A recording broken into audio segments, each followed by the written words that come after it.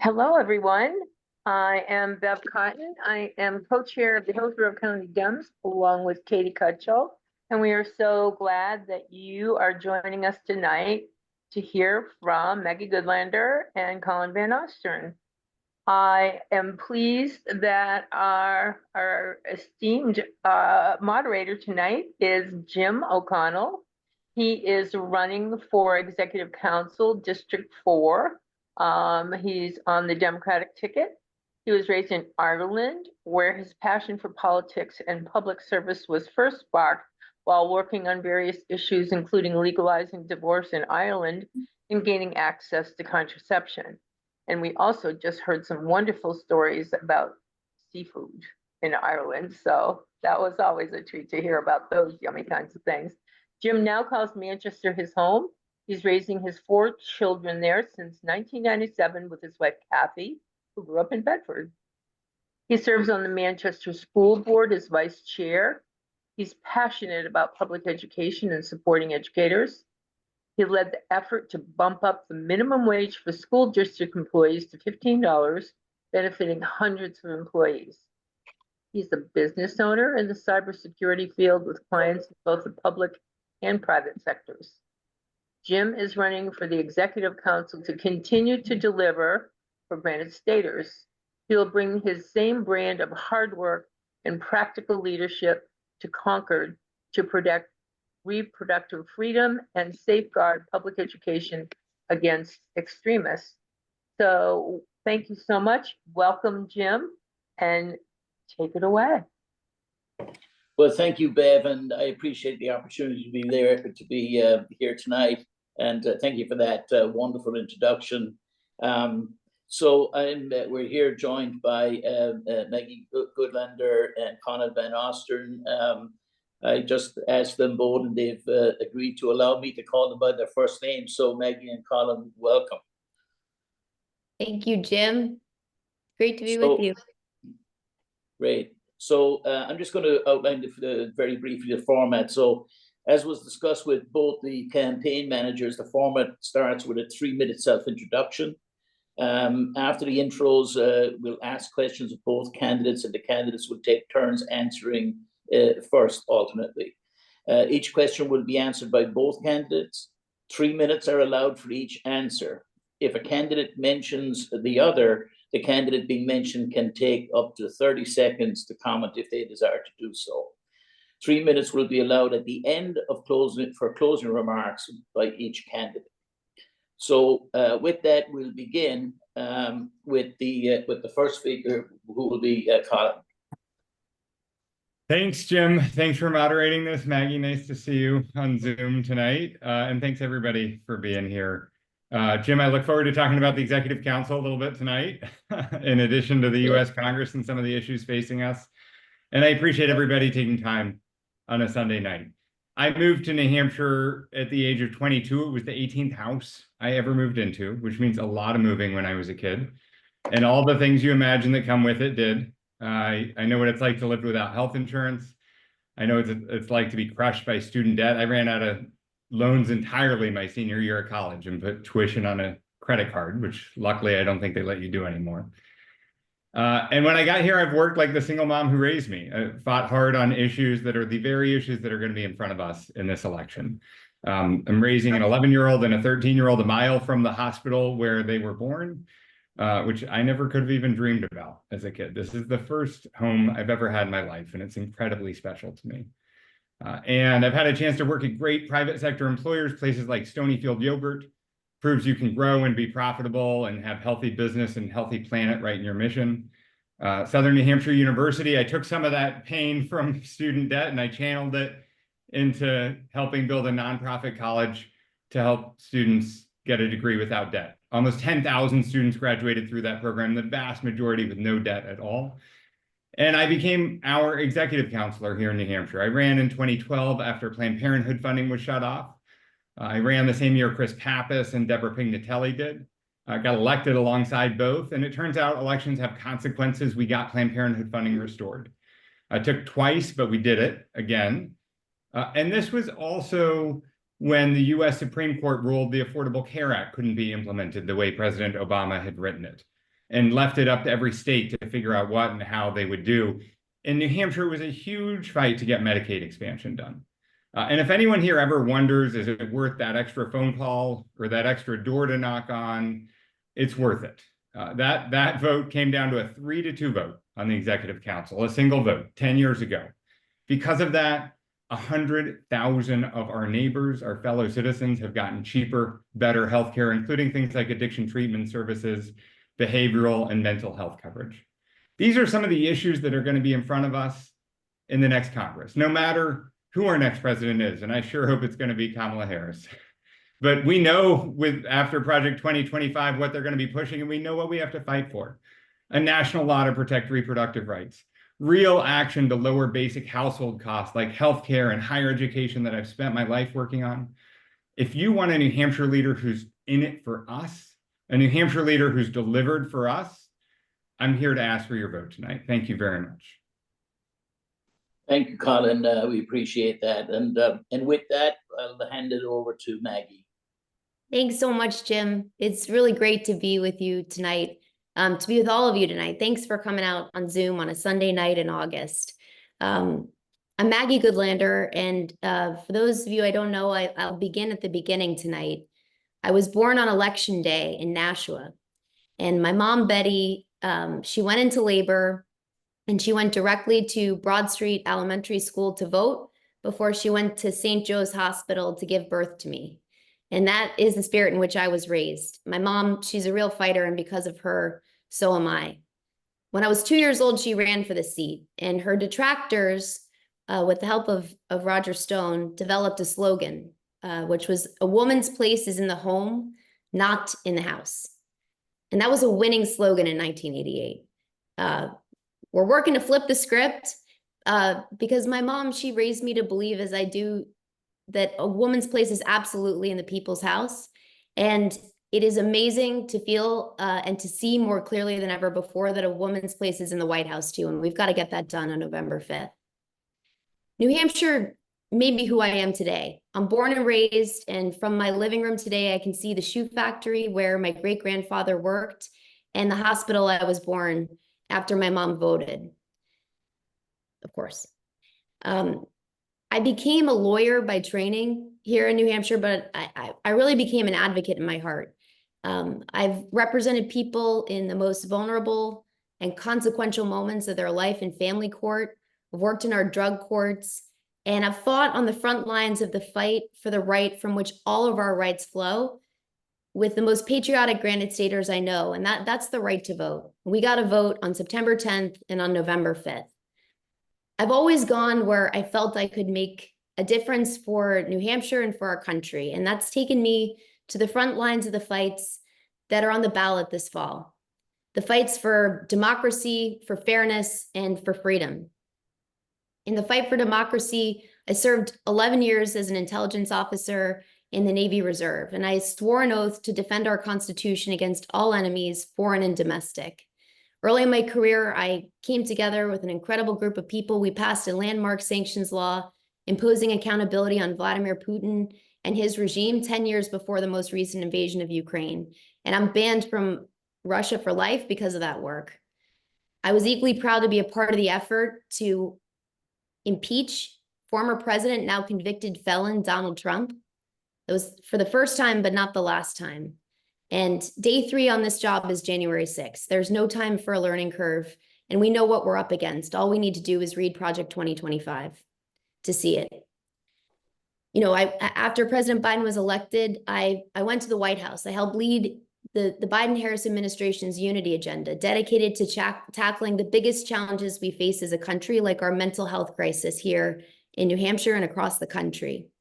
And I also took this fight to the front lines of the fight against corporate monopolies. I did that at the Justice Department. And every day on the campaign trail, I'm hearing from people who are feeling the pain of high prices, whether it's at the grocery store, at the gas station, when they're trying to rent a home or buy a home. I was on the front lines of the fight to hold corporations, big corporations, which are part of the problem in jacking up costs to hold them accountable. And I want to bring that fight to Congress because I believe there's a lot that Congress can do to ensure that we deliver a fair deal for every hardworking Granite Stater. It's part of showing that democracy can deliver.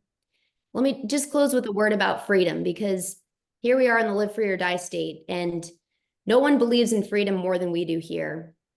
Freedom's on the ballot, and reproductive freedom in particular is on the ballot this fall. You know, 2 years ago, the United States Supreme Court took us back in time, ripped away a fundamental right from women in this country. Generations of women have fought so that we would have control over our own bodies. That right's been ripped away. And it's going to be the fight of our lifetimes to restore reproductive freedom. I was proud to serve as a law clerk to Justice Stephen Breyer, who wrote the dissenting opinion the day that Roe v. Wade was overturned.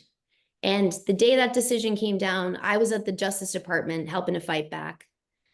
I believe deeply that we can and must make progress to protect the full range of reproductive freedom for women in this country, from access to contraception, which has now been called into question, to access to IVF. You know, as a person, my husband Jake and I, we want to become parents, and we very much want to raise our kids, and we hope we will, God willing, be able to raise our kids here in New Hampshire one day. But it is a hard time to try to become a parent in America today. And every day on the campaign trail, I've talked to women. I've heard stories of women who have felt the loss that I felt a year ago when at 20 weeks pregnant, we lost our son. I've heard the pain of that kind of loss. I've heard people who have turned that pain into purpose, and that is what I'm doing in this campaign. I'm in this race because I love this state, I love our country, and I believe that I can deliver for this district on day one. It would be the honor of my life to do so. I'm really looking forward to your questions, because growing up here, you learn how to grill a candidate before you learn how to grill a hot dog. And this is a hard job in an unprecedented moment, so I hope you'll grill us. So thank you so much, Jim, for being with us tonight. Thank you, Maggie, for that answer. A couple of things. So first of all, for those who are with us, we have a set of questions which were pre-submitted. You have the opportunity to submit questions through the app if you wish. We're also going to try and hold tightly to the 3 minutes. So while we want real candidates, we're going to try and keep people to the 3 minutes. So we're going to go back and forth. So Maggie, the first question, and Colin will respond afterwards, is each of you have extensive experience in government with impressive resumes. One of you has done more public service in New Hampshire, while the other person has done more public service in Washington, D.C. Does it matter? And just because we went a couple of minutes over the 3, I'd ask you, Maggie, if you could just be as concise as you can be. Thanks. You know, I think, Jim, experience does matter. And I've always gone where I felt I could fight the good fight for New Hampshire and for our country too. And when I went to serve in the Navy, I was serving both the state of New Hampshire and our country. When I went to the Justice Department to take on corporate monopolies, to address the rising costs that people across this district are feeling every single day, I was fighting for New Hampshire in that work. When I went to help impeach Donald Trump, I was fighting for New Hampshire. If impeaching Donald Trump doesn't have anything to do with New Hampshire, I don't know what does. I was proud to be a part of the fights that I hear about every single day on the campaign trail. And I want to take this fight to Congress on behalf of this district, because I know that we can make a difference. And I know that I can do this job and deliver for you on day one. You know, I've been so proud to teach the next generation constitutional law at UNH and at Dartmouth. And I want to keep fighting for our Constitution, for our state, and for our country with everything I've got for as long as I possibly can. All right, great. Thank you so much. Colin, the same question for you. Do you need it repeated, or are we good?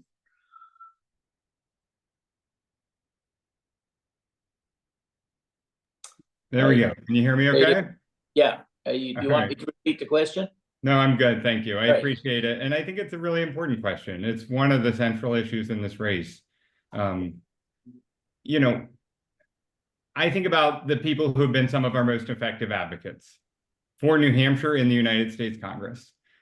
People like Jean Shaheen, Maggie Hassan, Chris Pappas, people like our Congresswoman, Annie Custer, who has endorsed me in this race and represented us for the last 12 years. What unites them, and look, these are people of different genders, different generations, but there is something similar about all four of them. They know our communities like the back of their hands. They know our lives like they are written on their own hearts.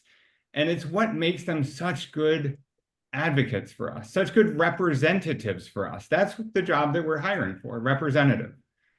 For the last 20 plus years, I've been leading teams in some of our state's great private sector businesses. I've been representing the people of 49 cities and towns across the state on the executive council. I've had a chance to volunteer in some of our nonprofits. I've coached my kids' basketball team at Concord Parks and Rec. And you learn an extraordinary amount through all of that. Understanding what our lives are like isn't something you're born into. It's not something that you learn on nights or weekends. It's something you devote your life to. That's what I've been devoting my adult life to. And when I think about the biggest fights that we've won here in New Hampshire, things like Medicaid expansion, part of the reason I fought as hard as I did was because I was fighting for real people who I'd represented, who told me their stories, who shared their lives, who motivated me and Chris Pappas and Maggie Hassan and others to push through all the muck and get it done. And we did. And we did because of our connections to the people in these communities where we've been building our lives. Thank you, Colin. And so we'll go on to our next question. So this is a policy question or an issue question. So 2023 was the hottest year ever, and climate change is contributing to a record number of extreme climate and weather-related disasters across the nation and in New Hampshire, imposing an immense toll on people and costing our economy billions of dollars every year. What is your plan to help protect people, our economy, and critical ecosystems? It's really important. It's a critical issue. I represented the towns along the Oswego River. It flooded at the 100-year flood stage 4 times in a decade. That is because of climate change. I talked to a small businessman in Littleton this spring. He told me he had 30% less foot traffic this winter because there's less snow. It's hurting our towns, it's hurting our economy, and there's a lot that we can do. And I've spent time both in the private sector at Stonyfield, a great environmentally sustainable employer, and on the executive council as a leader for things like more solar energy in our state and renewables. And here's a few things that I've learned. One, we're past the point of preventing climate change. We're actually in the early innings right now. We need to slow, we need to stop, we need to reverse it, but we can't stop it before it starts. So the first prong of my plan is to build resilient communities. The next culvert that we build needs to be built for the next 100 years, not the past 100. And we have to recognize we're in the early innings today. The second piece of this is about transitioning faster to the clean energy economy. And the Inflation Reduction Act was a great down payment. But in addition to things like wind and solar, we need to make smart infrastructure investments in a smarter grid, in battery and other energy storage systems, and moonshots even like fusion, so that we can have the jobs that come with and the energy independence that comes with a clean energy economy in this country. And the third piece was actually informed a lot by my work at Stonyfield. It's that sometimes the least sexy part of this is energy conservation, weatherization, energy efficiency measures. One of the most impactful projects I led there was rebuilding the delivery systems for some of our West Coast products to minimize what's called less than full truckloads. And it started as a project to limit carbon externality, but it turned out it was one of the most profitable changes we ever made for that brand that I was managing. And the reason is because when you have less than full truckloads, you use less fuel. And when you use less fuel, you save money and you limit your carbon externalities. The private sector can be a tremendous tool to use if we have leaders who are putting this issue front and center, taking the next step forward, and ensuring that we build an energy independent, clean energy economy right here in the United States and right here in New Hampshire. Thank you, Colin. And so with that, Maggie, the same question for you. Yeah, you know, for years now, the Department of Defense has made clear that the climate crisis is one of the most pressing national security threats for this country. It's also a huge contributor to the high energy costs that people across New Hampshire are feeling, and that I'm hearing about every single day on the campaign trail. I'd say 4 things. You know, the first is the Inflation Reduction Act and the successes of the Biden-Harris administration, I hope we'll look back 2 years from now, and I want to work hard to make sure we look back 2 years from now and see these as a first step towards making the United States of America the clean energy superpower of the world. And the state of New Hampshire is going to be central to that effort. The second thing I'd say is we got to continue to build on the work that began in the last 3.5 years to actually enforce our environmental laws, are both civil and criminal, to make sure that we're holding polluters accountable. The climate crisis is not without a known set of culprits. And I was really proud at the Justice Department to help stand up an Office for Environmental Justice and to help reinvigorate our enforcement of our environmental laws. But the third point here is, and I think I hope we'll talk more about the Supreme Court tonight, because the field for the worst Supreme Court decisions in American history gets more competitive every single year.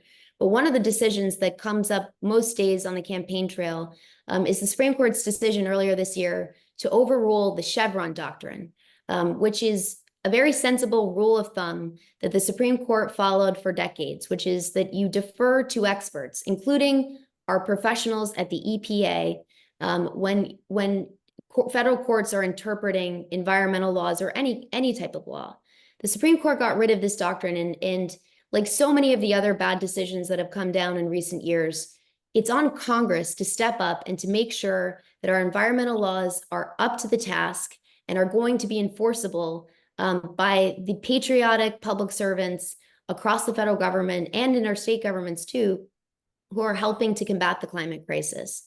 The last thing I'd say is, the United States of America accounts for 12% of global emissions. We're a really important part of the problem, but we're not the only piece of the problem. And it's going to take public servants with experience in foreign policy and national security to be able to step up and to rally the world and to hold global polluters like China and Russia accountable for what they're doing to contribute to this crisis globally.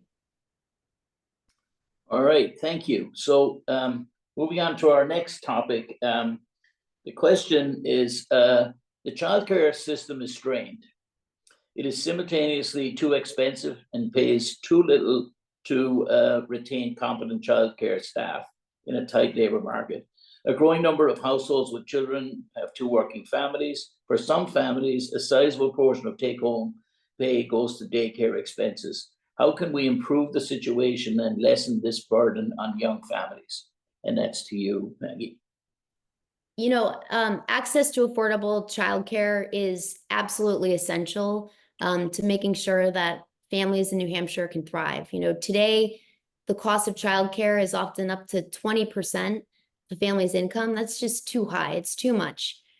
We've got a shortage of providers and the costs are just too high. So this often is disproportionately impacting women, including as we're recovering from a global pandemic, which took more women out of the workforce, and women are still trying to return to the workforce. I was in Keene a few days ago and just heard the brutal choices that hardworking families in this state are having to make to choose between childcare and prescription drugs, childcare and going back to work.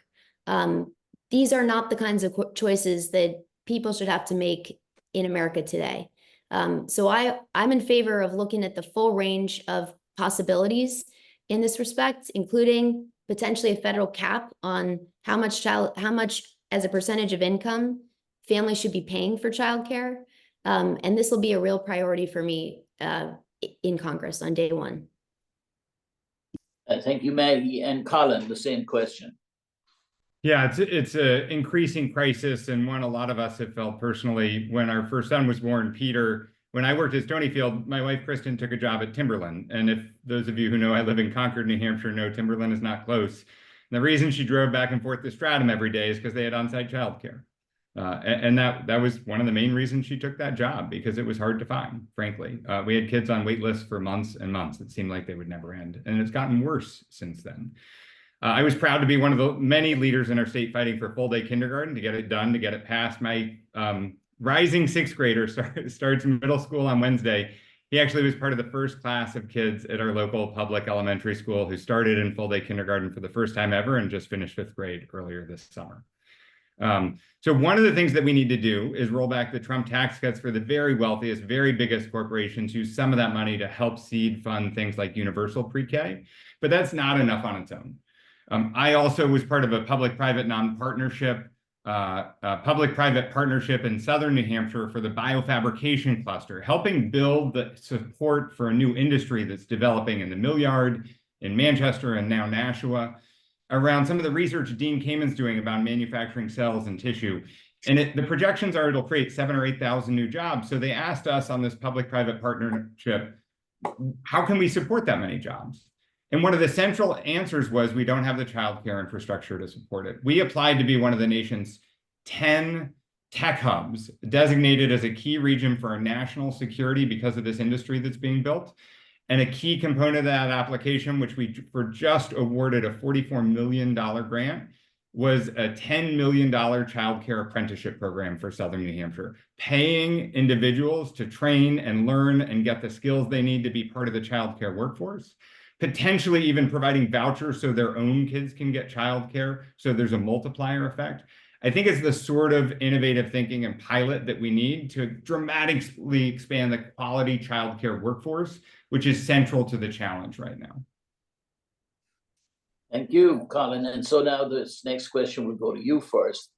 And again, this is on economic issues. The question is, many voters express concerns about the high cost of living and lack of housing here in New Hampshire. What policies would you propose or support to make the state a more affordable place to live and to ease the burden on Granite Staters? And I emphasize the housing part of that question. Housing is probably the #1 issue that I hear about, along with reproductive rights, in almost every single corner of this district.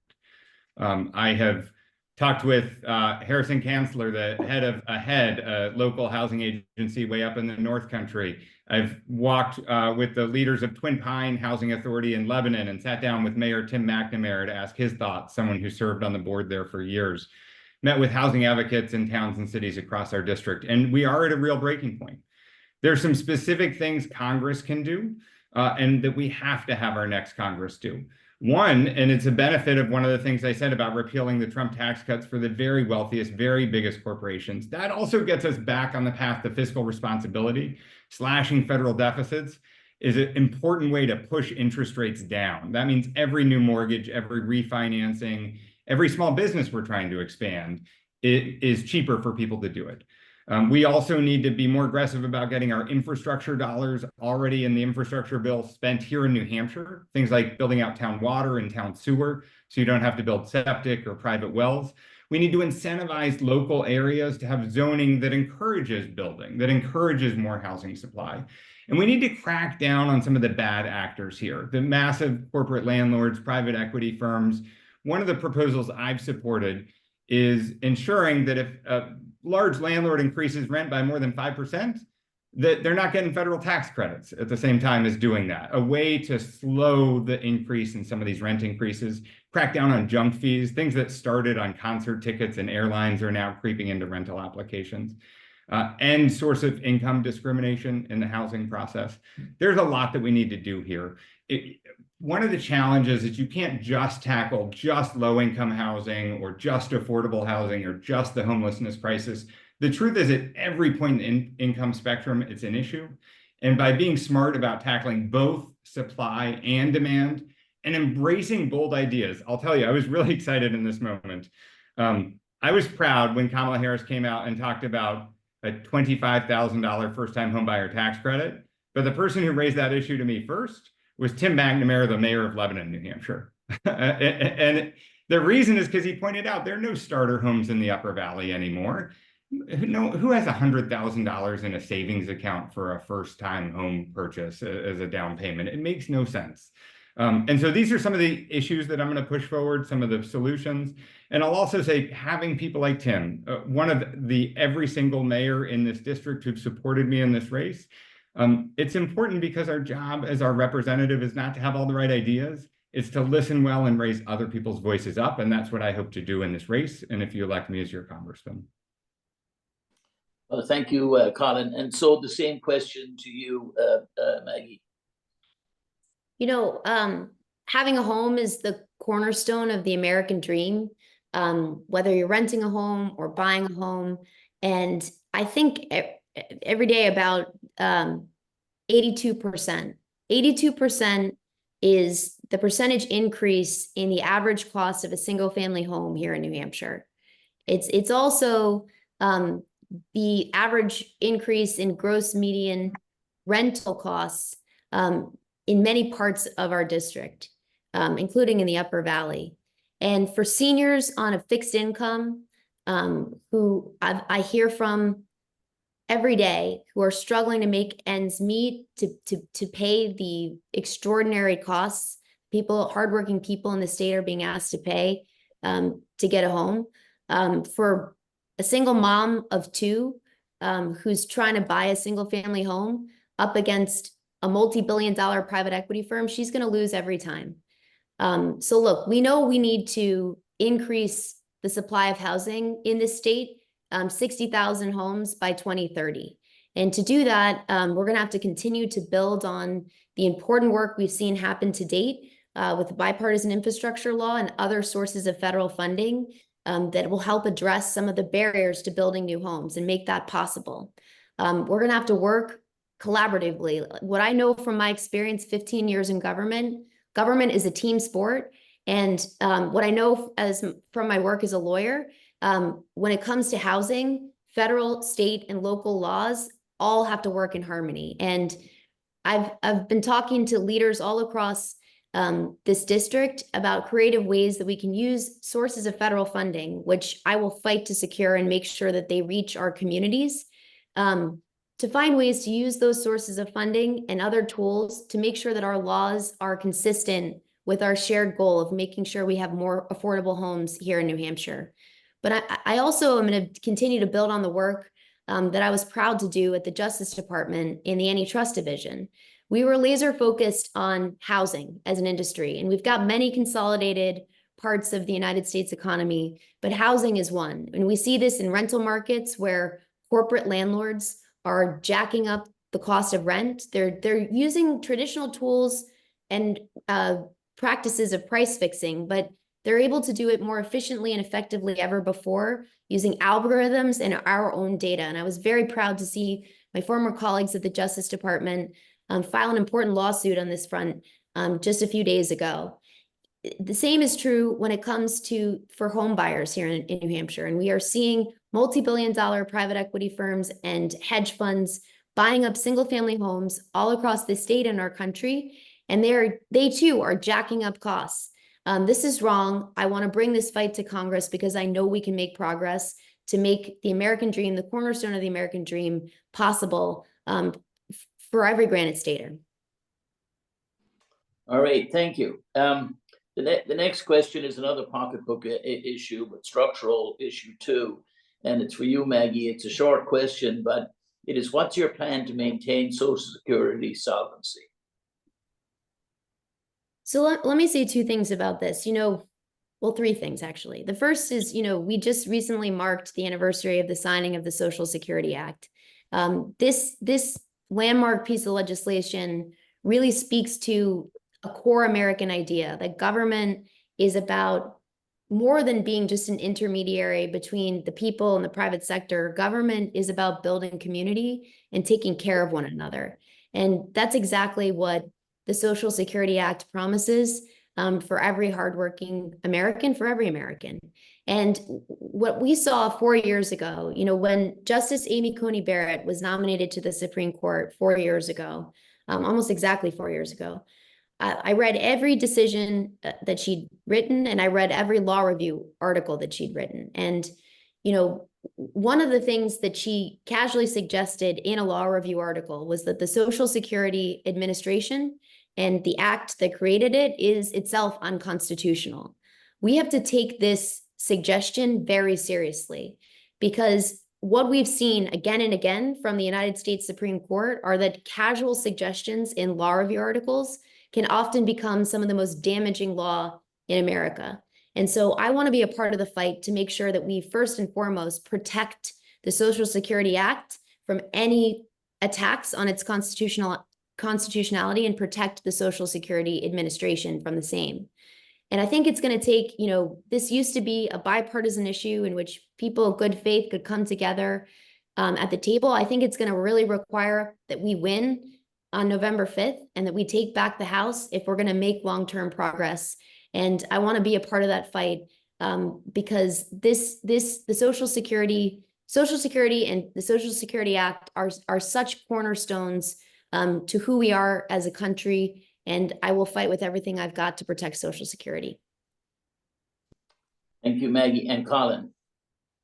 Thank you, Jim. I mentioned I had a pretty bumpy childhood, and I have family members who have literally relied on Social Security to make ends meet at the end of the month.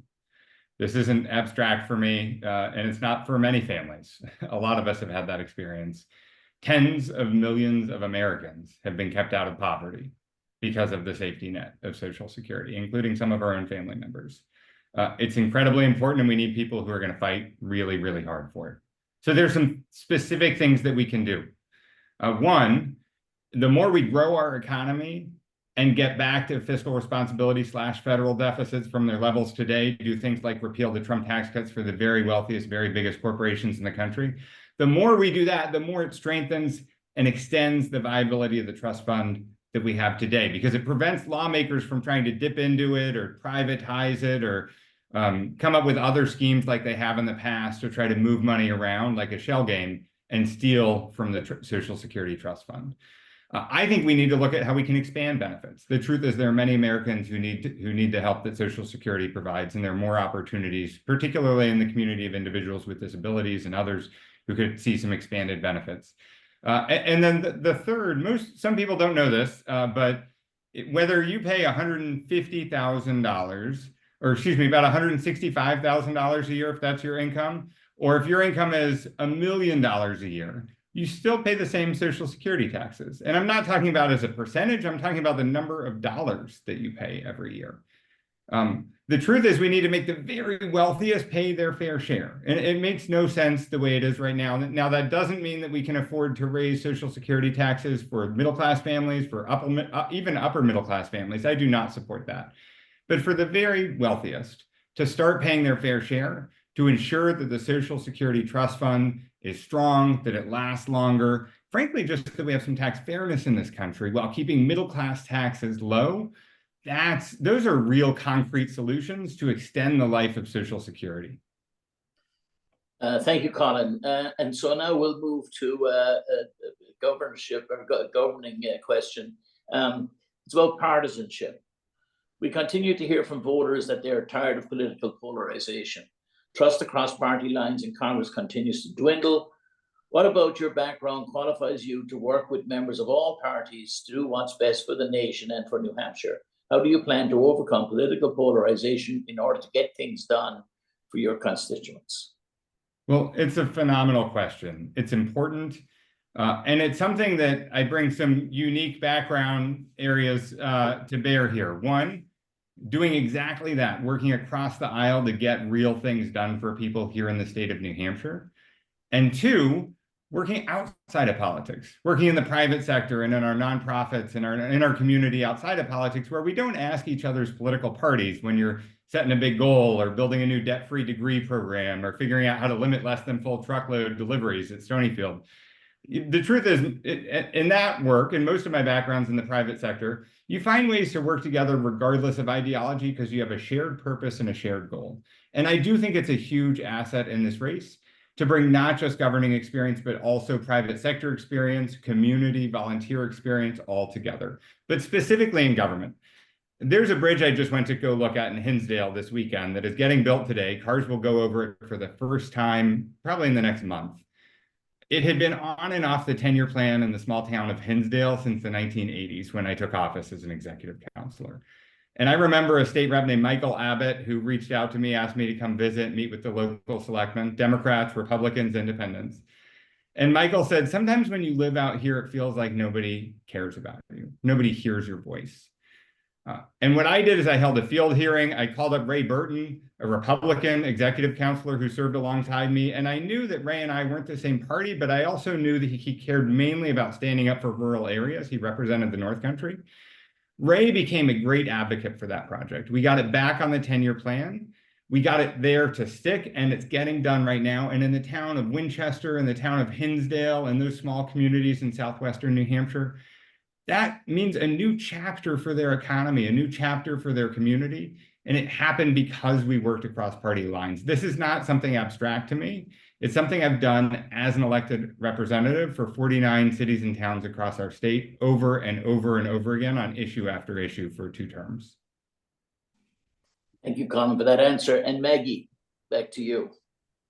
Thanks, Jim. You know, my dad always said he got his education in the United States Navy, and I did too in a lot of important ways, including I developed in the Navy, I think, a skill that's important for the United States Congress and specifically the People's House. And that is a very reliable mute button, a button that allows me to mute out the noise, to focus on the mission, to sit down, work across the table with people who I might not agree with on much of anything at all, apart from the mission right in front of us. And I think a lot about something Senator Ted Kennedy said. He said, always find the 30%.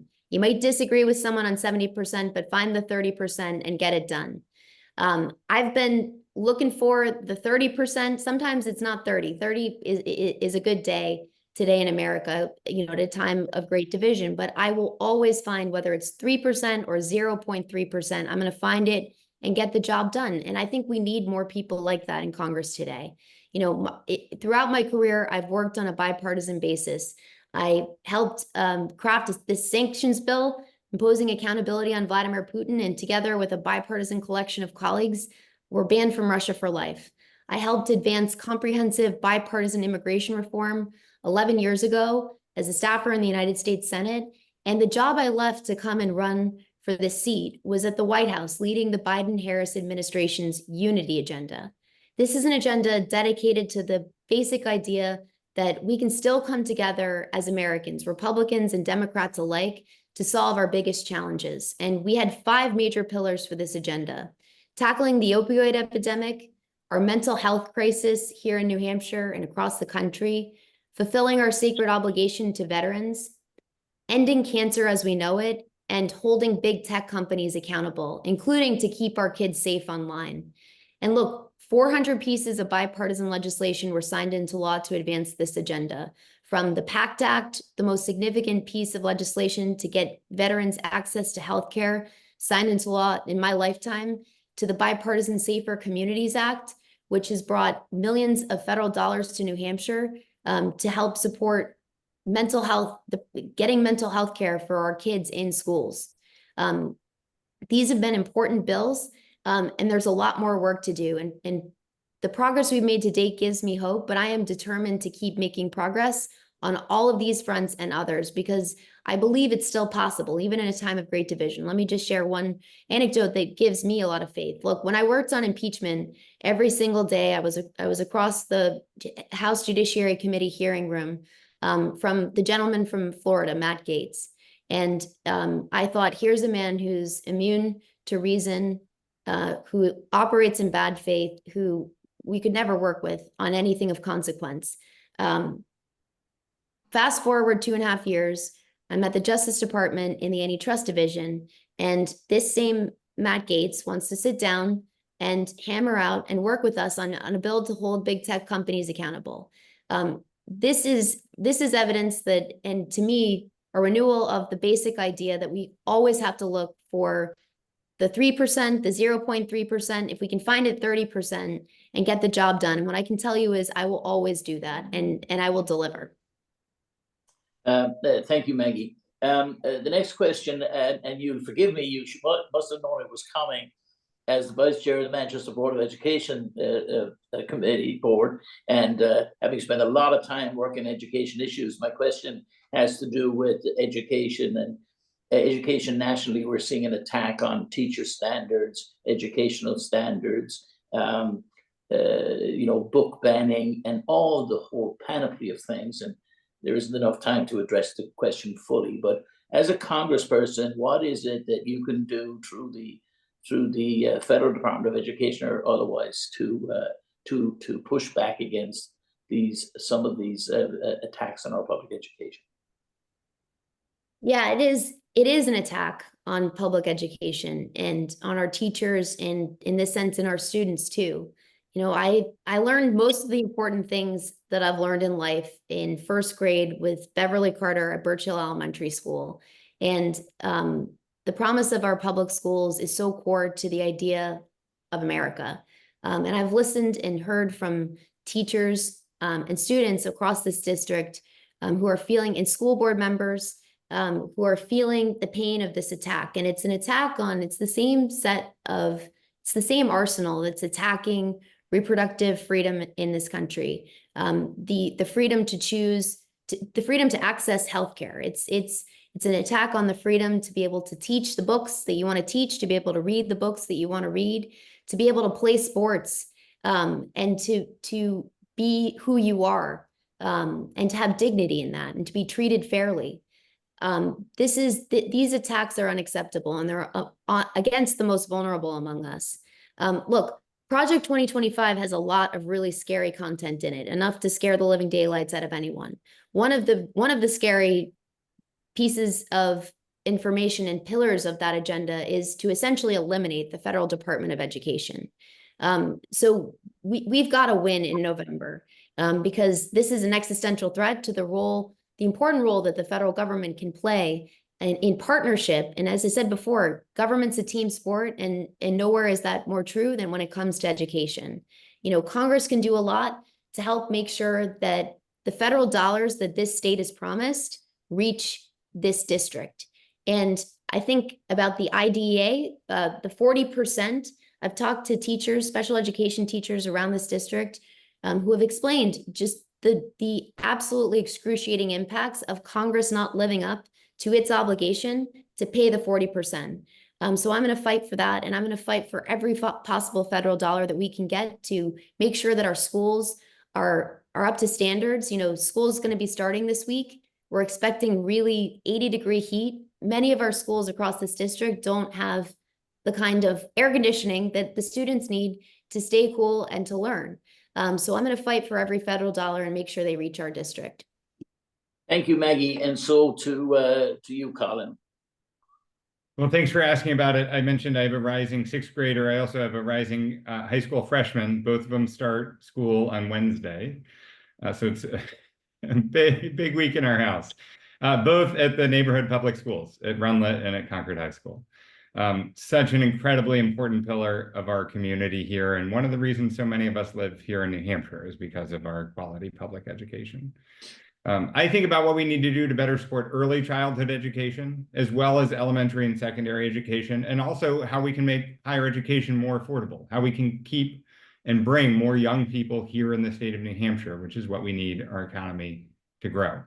At the early childhood level, we've talked a little bit about early child care education, apprenticeship programs. I also think universal pre-K is a really important part of the solution. At the higher ed level, things like expanding Pell Grants, expanding competency-based education to bring cost models down, very important. In elementary and secondary education, there are a few pieces here. One is doing a better job of getting our federal tax dollars into our local schools, including through the Infrastructure Act. There are things like the pandemic that we've just lived through. So many of our schools have outdated HVAC systems that we need to improve now, not when the next pandemic hits.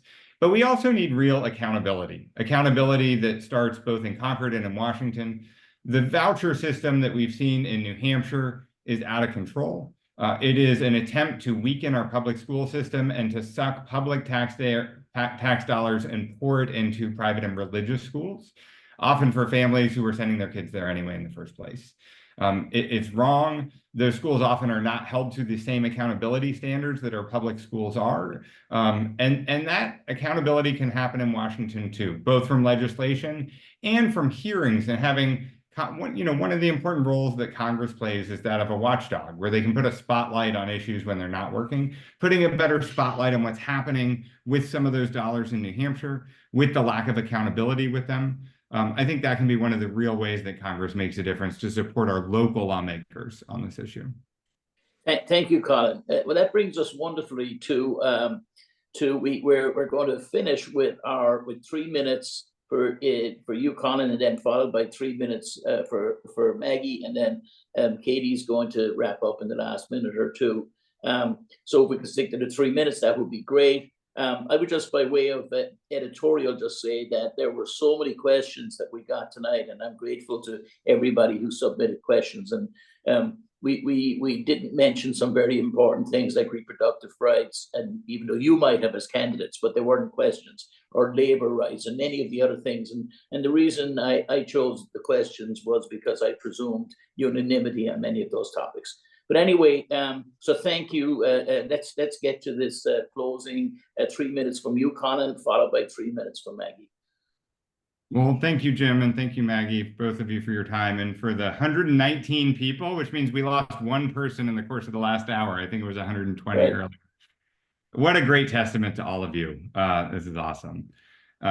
We've talked about a lot of issues tonight. I've done my best to share stories from my life, stories from the people I've represented, from my family, from the communities that I've worked in, from the private sector businesses that I've helped lead. But I also think it's important to point out, especially for those of you who hear this and you think, it's going to be a tough call. Part of what I want you to understand is who I will turn to, who is standing with me in this race. And so as we think about these issues, when we talk about improving our infrastructure, you should have the confidence that every Democratic mayor in this district has endorsed me in this race. When we talk about reproductive rights and Planned Parenthood funding, the fight that was and the fights that are going to come ahead, the fact that our sitting Congresswoman, who has been a leader for all of us on these issues, Annie Kuster, that our former Senate President, Sylvia Larson, who was the leader who had to help navigate through all of this as it happened at the state level, that these leaders are with me. Another 100 pro-choice leaders across the state endorsed me right after I announced my candidacy in this race. When we talk about things like clean water and clean air, the people I'm going to turn to are people like Representative Wendy Thomas, right here in Hillsborough County, a water warrior from day one who stood up and ran on these issues, who's standing with me in this race. When we talk about labor issues, it's the fact that every labor union that has endorsed in this race is standing with me. On childcare issues, Mary Jane Wallner, a great state representative and leader for decades on how to expand the childcare workforce in New Hampshire, that's who I'm going to turn to. And my point is, when your job is to be our representative, your job is to listen and raise voices up in communities across the state from experiences throughout your life. This is what I've spent decades of my life doing in the private sector, in representing our cities and towns, in volunteering at nonprofits. This is how we advocate for New Hampshire. And if what you're looking for is a New Hampshire leader who's in it for us, I'm here to ask for your vote. Thank you very much. Thank you, Colin. We appreciate that. And then Maggie, 3 minutes for you. You know, my great-grandfather came to this country from northern Greece through Ellis Island over 100 years ago. He was 16 years old. He didn't speak a word of English. He got a job as a dishwasher at a hotel in downtown New York City. He learned enough English to negotiate for a better wage, and he made his way to Nashua.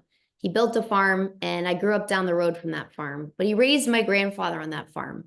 He raised him, and my grandfather went on to be, he started out as a door-to-door Electrolux vacuum cleaner salesman. And it's been awesome to meet people on the campaign trail who actually purchased vacuum cleaners from my grandfather. But I think about that also today when I was knocking doors. I think it probably is harder to sell a vacuum cleaner than to make the case for yourself as a candidate. So it gives me courage. But, you know, he was able to pursue the American dream. He made it possible for my mom to go to UNH, to serve in our state house, and to run for the seat. You know, when she ran for the seat in 1988, the winning slogan was "A woman's place is in the home, not in the house." We're working to flip that script because representation matters. Less than 30% women in the People's House today. And we see the impact of that. So I believe representation matters, and that I can represent this state with my whole heart and soul, because experience matters too. And I've dedicated my life to fighting the fights that I hear about every single day from our fellow citizens in the 2nd District, and the fights that are on the ballot this fall for democracy, for fairness, and for freedom. I know how to fight these fights. It would be the honor of my lifetime to represent you in Congress. I hope you'll join us on the campaign trail. We're running an old school New Hampshire campaign. We're pounding the pavement every single day. You can join us at maggie4nh.com. I hope this is the beginning of the conversation, and thank you so much for having us here tonight. Thank you all for tuning in. It's great to be with you, and hope to see you again soon.